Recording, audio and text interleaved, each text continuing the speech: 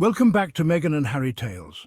I'm your host, Adrian, and today we've got a story that the British press is struggling to spin, because King Charles has just aligned himself with Prince Harry and Meghan Markle on a serious issue. Today we gather not for gossip, but to seek the truth beneath the noise.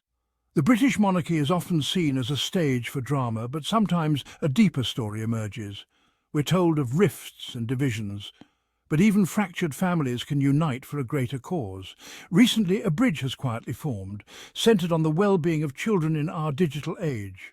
Let's set aside headlines and look at the actions. A father, now king, and a son across the ocean, speaking the same urgent words. The danger, the unseen threats lurking behind our children's screens. This is not just a royal story. It's about all of us and what we choose to hear. Sometimes a message is ignored until the right person speaks it. Today we'll explore how a family's shared concern reveals a powerful alignment. Let's look beyond the easy narratives and see what's really at stake. This is about courage, truth, and the future of our children. So, let's begin. Our story starts far from the spotlight, on the quiet Scottish island of Stornoway.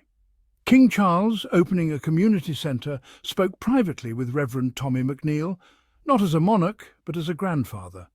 He voiced deep concern about social media's impact on young people's mental health.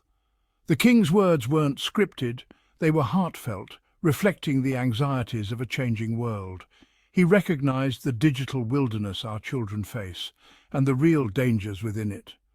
This wasn't a political statement, but a personal one, about legacy and the world we leave behind. The media praised his compassion and wisdom, calling him a modern monarch in touch with his people. His concern was seen as timely and vital. But what the coverage missed is that this message isn't new. The same warning has been voiced for years by his own son. The King's words shone a light, but the path was already being paved. The question is, why was it only now being heard? Let's look back. Long before the King's remarks, Prince Harry and Meghan were raising the alarm. They called social media an experiment on our children, driven by profit and outrage. Their advocacy was action, not just words, hosting events for families affected by online harm, supporting research, and pushing for safer digital spaces. They've spoken at summits, partnered with experts, and made this cause central to their work. Their warnings were clear, consistent and urgent, yet their message was often dismissed or ignored. They weren't just critics, they were leaders pleading for change. But the world wasn't ready to listen. Here's where the story twists. When King Charles spoke, the media celebrated him as wise and compassionate. But when Harry and Meghan said the same, they were mocked, accused of self-interest, and their message was buried under criticism. The double standard is glaring, the same warning, two very different receptions. Why? It's not about the message, but the messenger. The media frames the king as a hero, Harry and Meghan as villains. This isn't fair reporting, it's narrative control. The truth, a family, despite differences, is united on a critical issue. But the media prefers stories of division over unity. We must ask, are we listening to the message or just judging who delivers it? The stakes are too high for such bias. It's time to see the bigger picture. For Meghan, this fight is personal.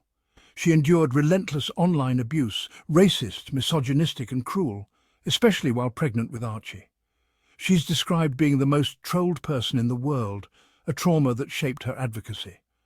Meghan's push for safer online spaces comes from lived experience, not theory. She speaks as a mother, determined to protect her children and others from similar harm. Her work is about turning pain into protection, building a kinder digital world. Dismissing her as preachy ignores the courage it takes to relive trauma for the greater good. Her resolve is unwavering. This is a mother's promise. She fights for a future where children can thrive online, free from cruelty and exploitation. That's the heart of her crusade. Harry and Meghan could have walked away, but they chose to keep fighting. They've faced relentless criticism, yet remain committed to protecting children from digital harm. They amplify the voices of grieving parents and mental health experts, refusing to stay silent. For Harry, this is also about honouring his mother's legacy, fighting the same harmful patterns now amplified by technology. Their resilience is remarkable. Every stand invites new attacks, but they persist. They're not just reacting to personal pain, they're working for systemic change. Their leadership is about action, not just words. True leadership means speaking hard truths, even at personal cost. They're shaping a conversation that matters for the next generation. Their dedication is undeniable. This is what real advocacy looks like. Now, the King echoes the concerns Harry and Meghan have championed for years. A quiet alignment is clear. A family, divided in some ways, united in purpose. The question, will we finally listen? Can we see Harry and Meghan's advocacy as the public service it is, not just royal drama? Their work laid the foundation for this conversation. The King's words build on it. The truth is simple. Our children are at risk, and this family is speaking with one voice. The headlines will fade, but the impact of their advocacy will last. This moment could be a turning point. If we focus on the message, not the messengers, let's hope this unity sparks real change. Our children's well-being is worth fighting for. That's the truth that matters. So, what do you think? Should Harry and Meghan finally get recognition for being ahead of the curve on these crucial issues? Or will the double standards continue? I'd love to hear your thoughts in the comments. That's it for today's episode of Meghan and Harry Tales. I'm Adrian, reminding you to like, subscribe and hit the notification bell so you don't miss our deep dives into the real stories behind the headlines. Until next time, remember, when it comes to the Sussexes, the truth always finds a way.